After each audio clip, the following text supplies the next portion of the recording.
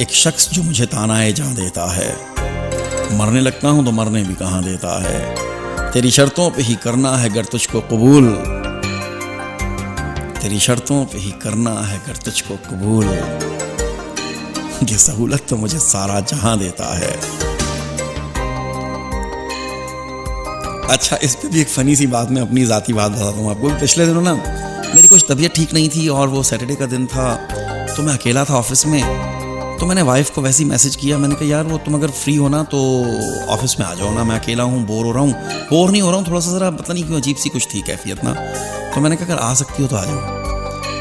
कहने लगी यार मैं तो बिज़ी हूँ बच्चों के साथ, आप वीडियो कॉल कर लें। तो मैंने उसको फिर पता क्या बोला, मैंने कहा तेरी शर्तों पे ही करना है अगर तुझको कबूल, ये सहूलत तो मुझे सारा जहां देता है। मतलब वीडियो कॉल तो मुझे सभी लोग देते हैं भाई।